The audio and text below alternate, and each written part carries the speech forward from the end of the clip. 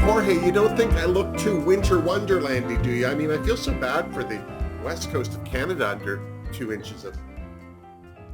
Hey, hi, it's me, Wilma Fingerdoo, with the Fingerdoo review of Canada's Drag Race versus the World, episode 2. And before we get started, I need to thank my Tipperdoo boyfriend, Vito, once again for his weekly Tipperdoo. I love you, Vito, and I hope all's well with you, seriously. I also want to welcome a new Patreoner to the Fingerdoo family. Hey, Valperga, I hope to see you at our next live Patreon chat because, you know, we have 2 a month. Seriously. I also need to thank one of my YouTube girlfriends, Chloe, say the victory roll demure, for her little makeup care package. She sent me, along with this fabulous, I can't pick anything up because I have nails on. How do people do this all the time?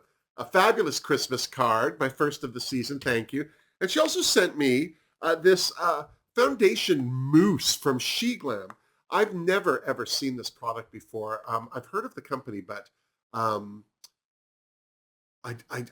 think I've just been using Juvia's Place for so long that I haven't really looked at other options. But I'm excited to try this. She also sent me from Kaleidos Cosmetics this highlighter. It's called the Mars Melter. I don't know if you can see that. This is not only a beautiful rosy highlighter, but it's got this glitter quality to it. Oh, I love it. I think that this is so gorgeous. I've never had a highlighter from Kaleidos, but everyone loves them. So thank you so much, Chloe, for sending me the makeup care package. And I hope that you're doing well. Seriously. Now, Jorge, drink me. What is this? This isn't your coffee, is it? Well, I know I told you to make me a warm drink, but seriously. Okay, there's no coffee in that at all.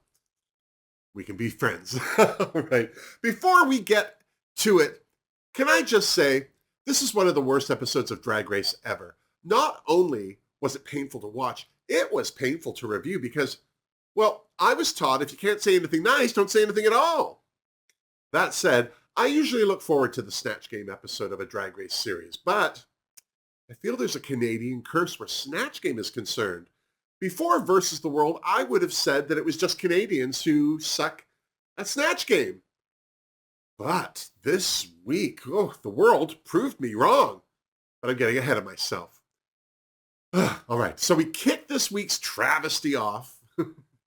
Episode off with the Queen saying bye to Kendall. Although I feel like that got overshadowed by Stephanie's thanking Vanity for not sending her home. But it didn't seem like she was doing her a favor because, well, Rita Baga revealed that she also had picked Kendall's lipstick. Her reasoning was that Kendall made top 3 on her season and Stephanie was eliminated episode 3 of her season. She felt that Stephanie deserved a little more camera time. Plus, Kendall was a threat in Rita's opinion, so despite Kendall's goading, she's got to go. As grateful as Stephanie was, she made a vow that her landing in the bottom would never happen again. Get it in writing. Victoria Scone took that moment to bring up an issue close to her heart. She talked about Stephanie's use of the term fishy in her lyrics and asked if she could see how it would be offensive to anyone with a vagina. I think Victoria was shortchanging herself. I don't think you need a vagina to be offended by that word. I don't have a vagina and I'm completely offended. Always have been. I don't like that term being used to describe how feminine a drag queen looks. It's right up there with the word pussy. I'm just saying. I don't like those terms. I don't use them, and I'd like to congratulate Victoria for not only bringing the topic up, but for voicing her disdain in a calm, cool, and collected way so as to teach the children. And to Stephanie's credit, she understood what Victoria was saying and thanked her for educating her. Here's to everybody. The next day, Brooklyn showed up with this week's mini challenge, so I blame her. She's the one who opened the library in the first place. That's right. It was the reading challenge, because reading is what? Fundamental. Unless you're in Canada, where it apparently is more of a surprise to those involved. Seriously, this was painful. No one had a good read. Victoria went first, probably to get it over with. And, well, she started by burning Silky on her running commentary, but then slipped into verse for Vanity, and, well, she lost me. Vanity's reads were more like a kindergarten teacher, putting her class down for a nap. For someone who vowed never to be in the bottom again, Stephanie clearly had an uphill climb. A very steep uphill climb. I thought Raja was going to do better. I was wrong. Isis had one not too bad read, but the rest were just illiterate. The same goes for Rita. Her start was promising, but she peaked too soon. We all know Silky sucks at reading, but the way it had been going so far, she thought she had a chance. Well, she was wrong. By the way, did Silky out Isis for wearing a toupee? So the drag queens are getting red for wearing wigs now? Okay. Anita Wigl'it closed the show, thankfully, and to her credit, she wasn't the worst of the worst. So she won the mini challenge. Take that as you will. Seriously, even Brooklyn Heights was shocked at the suckery. And yes, Shocked at the Suckery was the name of my fringe play. Then it was Maxi Challenge time, Snatch Game, and not just any Snatch Game. Seeing as Canada's Drag Race was hosting the world, they would be holding a Snatch Game summit. If that mini challenge didn't have me worried, this iteration of Snatch Game did. Come on, Canada's past Snatch Games have sucked so bad, my ears have popped. Seriously. And this Snatch Game wasn't any different. Because this was a summit, allegedly, Tracy Melchor and the illuminous Serene Fox were on hand to help Brooklyn question the delegates. Vanity Milan's Queen of Ballroom Spice was anything but. I think Vanity's only saving grace was that she was either too low-key to nab a lot of camera time, or the crew was just bored with her performance, as I was. Stephanie Prince chose to do Cardi B, and that was her first mistake. Her second mistake was to try to make a bunch of catchphrases and verbal sound effects funny, because they weren't, which is too bad, because I thought Stephanie said she wouldn't be landing in the bottom again. Maybe instead of landing in the bottom, her plan was to just plow right through it. Seriously. Rita's portrayal of international drag legend Gilda wasn't the worst, but then look who she was up against. I'm so serious. Case in point, Anita Wigl'it's Adele. If I were Adele and I saw that, I'd sue. First off, no offense to Anita, but she couldn't look less like Adele if she tried, and it looked like she did.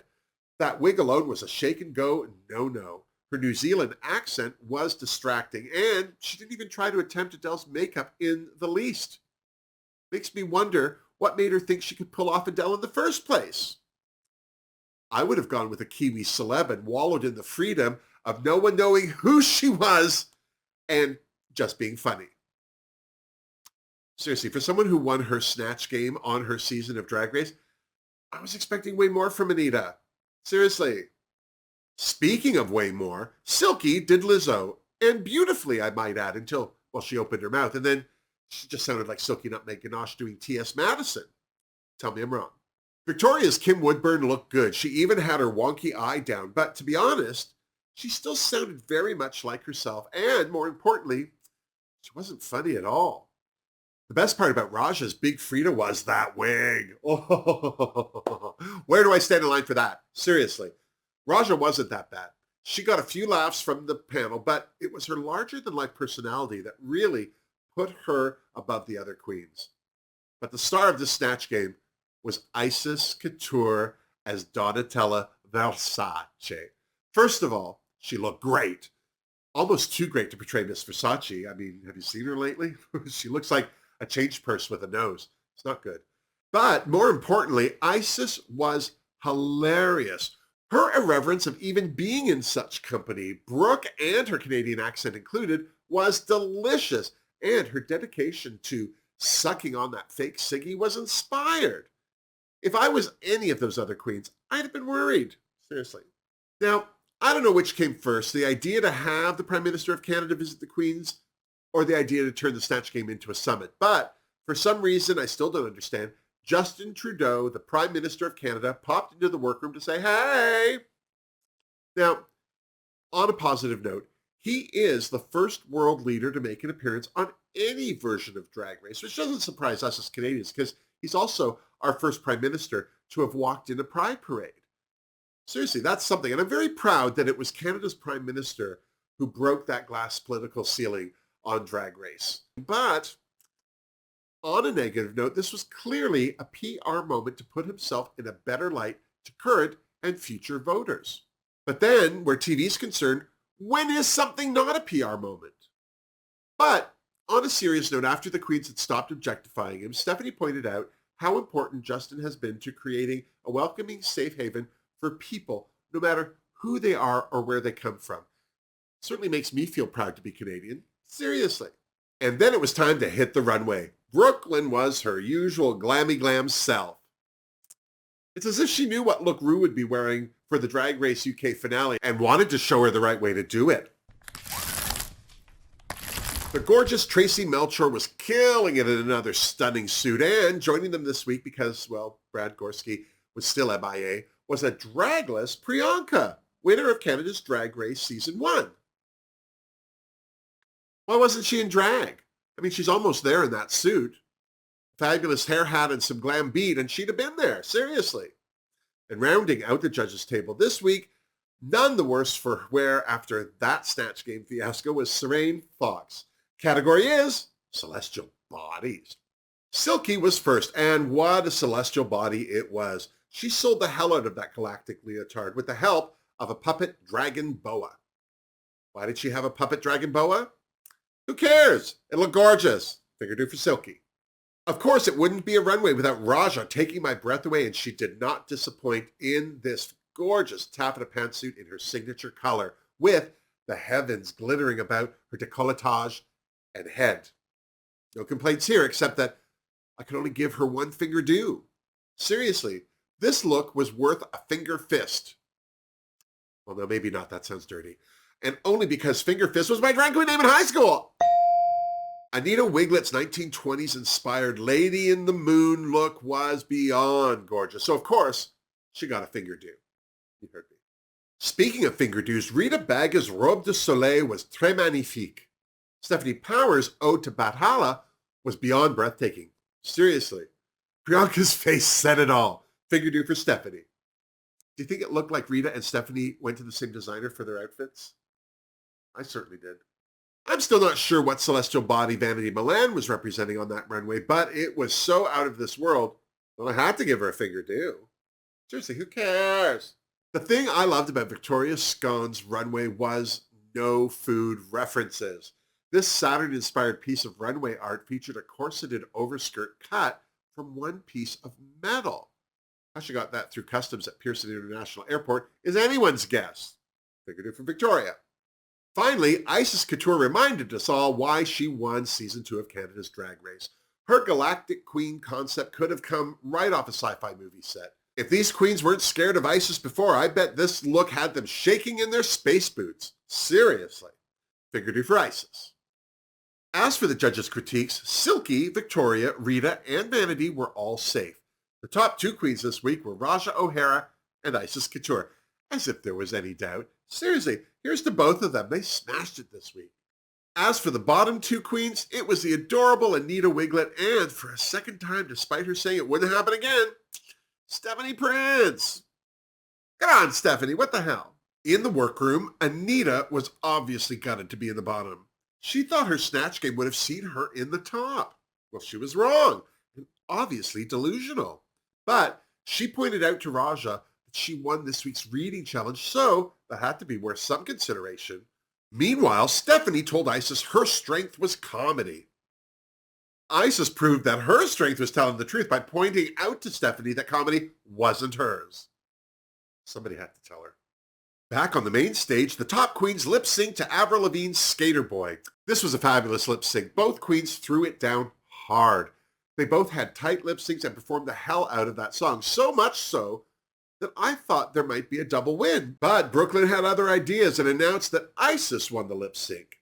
And whose lipstick did she have? Well, surprise, surprise, it was her Canadian sister Stephanie's. But then, Isis had a good reason for picking her lipstick. She said she went by track record, and because this was Stephanie's second time at the bottom, Isis felt it was her time to go. Seriously, here's to Miss Prince. I'm so looking forward to seeing her back on the race. I just wish that she lasted a little longer is all I'm saying. Seriously. How about you? Was it Stephanie Prince's time to go? Should it have been Anita Wigl'it? Or is she next if she doesn't step it up? One thing's for sure, the chaff is definitely off the wheat. These are some strong queens who are hungry for a crown, even if they already have one. I'm so serious. All we can do is tune into Canada's Drag Race versus the world next week to see how it all plays out. And when you're done, you come on back and you see me so you and I can compare notes. Now, please don't forget to give this video a thumbs up if you liked it and subscribe to my channel if you haven't. And seeing as it's the season of giving, don't be afraid to share this video with anyone you think is as big a Drag Race fan as we are. These are 3 of the best ways to help support me and my channel. But if you're looking for others, well, I have links in my description box down below to my Redbubble store, leaving a tip or do, or joining the Fingerdoo family on Patreon. Until next time, miss me! Seriously. Oh my God, these queens are killing it, especially on that runway. I'm not surprised that Stephanie went, or Kendall. No offense to either of them because they're good queens, but these other queens are serious. They are laser focused. I mean, Isis Couture, I think that people are more upset that she's back because she's such a fighter and such a strong queen, not because she already has a crown. I'd love to see Raja win. I know it's Canada versus the world, and it would be nice that a Canadian win. And I really would love to see Rita Baga win because she didn't her season, but if Raja won, I wouldn't be upset about it. But I'm really hoping, my fingerdoos are crossed for both Rita and Isis because that's already 2 Canadian queens down. Now there's only 2 left. Neither of them have been in the bottom yet, and they both have had a win to go on to the lip sync, so they're neck and neck. I mean, it's only been 2 episodes, and Rita was in the top last week, and Isis was in the top this week, so they've either put targets right on their backs, or they've proven to the other queens that they are not playing. Choose those lipsticks wisely is all I'm saying, seriously. Ooh, speaking of lipstick, I don't like this color. Do you like this color? Not very Christmassy.